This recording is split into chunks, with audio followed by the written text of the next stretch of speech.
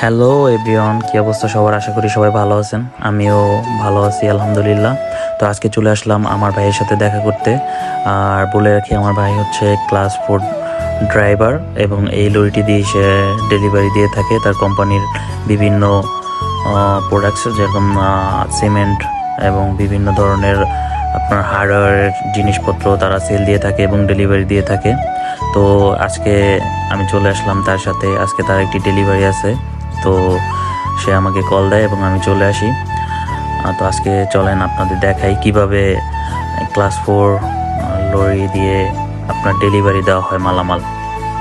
তো শুরুতে আমরা তার যে দোকান, যে শপ, সেখান থেকে আমরা রওনা দিই দোকান থেকে। তো আমি চলে আসি, আসার পরে আমি উঠি এবং কেবিনটি খুবই সুন্দর এবং this is the first time আমি এরকম একটি লরিতে আর কি যাচ্ছি।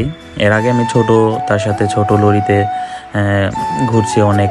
তো এটা ছিল আমার প্রথম অভিজ্ঞতা, তো ভালোই লাগলো অনেক। এবং আপনারা যারা সিঙ্গাপুরে থাকেন সবাই জানেন যে ক্লাস 4 করা কতটা কঠিন।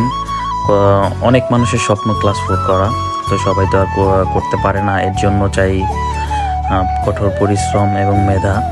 তো আমার ভাইয়া সে অনেক পরিশ্রমী এবং মেধাবী, যার ফলে আল্লাহ তাআলা তাকে এই সফলতা দিয়েছেন এবং সে আজকে সিঙ্গাপুরে একটি ভালো পজিশনে ক্লাস 4 ড্রাইভার হতে পেরেছেন। তো সিঙ্গাপুরে যারা থাকে তারা এই সম্পর্কে ভালো জানবে যে আসলে ক্লাস 4 ড্রাইভারের ভ্যালুটা কত। তো অনেক ছেলের স্বপ্ন থাকে যে ক্লাস 4 ড্রাইভার হবে। তো আলহামদুলিল্লাহ আমার ভাইয়ের সেই স্বপ্নটা পূরণ হয়েছে। আসলে আল্লাহ তাআলা যাদের মন মানসিকতা ভালো তাদেরকে সফল করেই, আজ হোক কাল হোক তাদের সফলতা আসে। তো আমার ভাইয়ের মনটা অনেক ভালো, সে বরাবরই সবার জন্য কিছু না কিছু করার চেষ্টা করে। আমার জন্য সে অনেক কিছু করছে, তো সেগুলো আর নাই বলি। তো এখন আমরা বের হলাম তাদের সব থেকে এবং আপনারা দেখতে পাচ্ছেন আমরা চাইতেছি হচ্ছে অ্যাড্রেসটা সঠিক আমার মনে নেই, যাই হোক মেবি পাইনিয়ার হবে। সো আমরা এখন হাইওয়ে দিয়ে চলে যাচ্ছি। আর সিঙ্গাপুরে বলে রাখি, সিঙ্গাপুরের রোডঘাট এতটা ক্লিন, এত সুন্দর, জাস্ট ওয়াও। এবং রাতের বেলা সিঙ্গাপুরের দৃশ্যগুলো অসাধারণ। সো সিঙ্গাপুরের রোডে দেখেন কত সুন্দর করে মার্ক করা আছে কোন দিকে আপনার যেতে হবে এবং প্রত্যেকটা রুলস আপনার ফলো করতে হবে। সিঙ্গাপুরে যারা ড্রাইভিং করে বা যাদের ড্রাইভিং লাইসেন্স আছে তারা এগুলো জানে যে সিঙ্গাপুরে ড্রাইভিং লাইসেন্সে পয়েন্ট থাকে। যদি আপনি কোনো ভুল করেন, কোনো রুলস ব্রেক করেন, তাহলে আপনার পয়েন্ট কাটা যাবে এবং আপনার ফাইন হবে। তো সেই জন্য সবাই খুব কেয়ারফুল থাকে। এবং ভাইয়া যে গাড়িটি চালাচ্ছে এটা হচ্ছে বড় লরি, সেক্ষেত্রে এটা আরও সাবধানতার সাথে চালাতে হয়। এটা হচ্ছে আপনার অনেক বেশি জায়গা লাগে ইউটার্ন নিতে বা করতে, তাই এটা আরও বেশি সাবধানতার সাথে চালাতে হয়। আর যদি আপনি রুলস ব্রেক করেন সেক্ষেত্রে আপনার পয়েন্ট কাটা যাওয়ার কারণে আপনি কিন্তু যখন 12 পয়েন্টের নিচে আসবে আপনি ড্রাইভিং করতে পারবেন না সিঙ্গাপুরে। তো দেখতে দেখতে আমরা আধা ঘন্টার মধ্যে চলে আসলাম হচ্ছে আমাদের যে ডেলিভারি পয়েন্টটা সেখানে। আর আপনাদেরকে বলে রাখি, ডেলিভারি যে কোনো জায়গায় আপনি ডেলিভারি দিতে পারবেন না। আপনার নির্দিষ্ট যেখানে বলবে সেখানে আপনাকে ডেলিভারি দিতে হবে এবং পারমিশন লাগবে। বিনা পারমিশনে যদি আপনি অত্রতত্র যে কোনো জায়গায় ডেলিভারি দিয়ে যান, মালামাল রেখে যান, সেই ক্ষেত্রে আপনার নামে কমপ্লেন দেওয়া হবে। তো এই কারণে সিঙ্গাপুরে খুবই নিয়মগুলো মানা হয় এবং সব কিছু নিয়ম মাফিক হয়। এই কারণে কোনো ঝুট ঝামেলা নেই, কোনো কিছু নেই এবং রোডের নিয়মগুলো খুব সুন্দরভাবে সবাই পালন করে।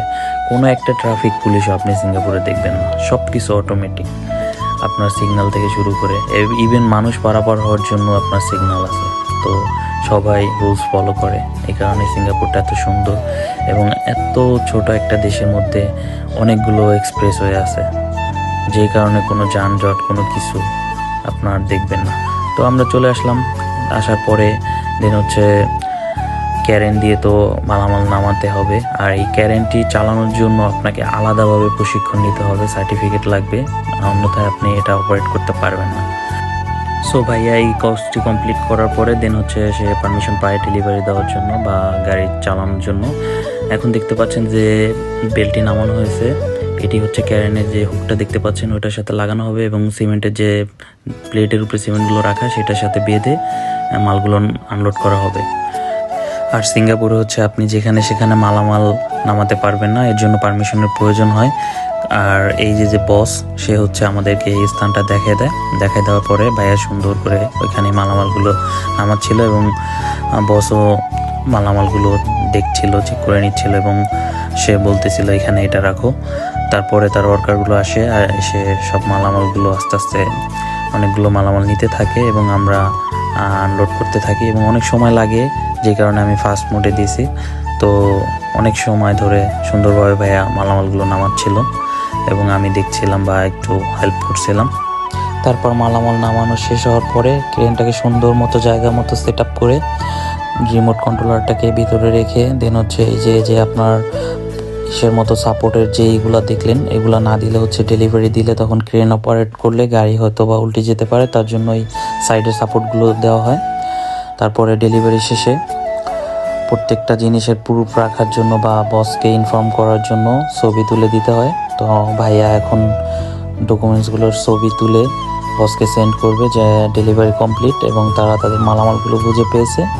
আর ভাইয়ার হচ্ছে আজকে দিনেও অনেকগুলো ডেলিভারি ছিল এবং রাতেও ডেলিভারি থাকার কারণে সে আমায় ফোন দেয় এবং আমিও চলে আসি তার সাথে।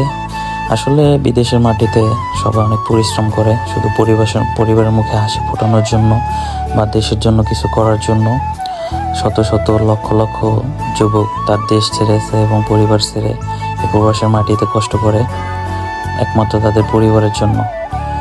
তো আসলে শারীরিক কষ্ট মানুষ মেনে নিতে পারে, কিন্তু পরিবার ছেড়ে দূরে থাকার যে একটা বেদনা সেটা আসলে খুবই কষ্টদায়ক।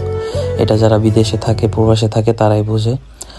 তো আমরা বাসার দিকে রওনা দিই। দেখতে দেখতে সিঙ্গাপুরের আসলে সৌন্দর্যের কথা বলে আর কি বলবো, শেষ করা যাবে না।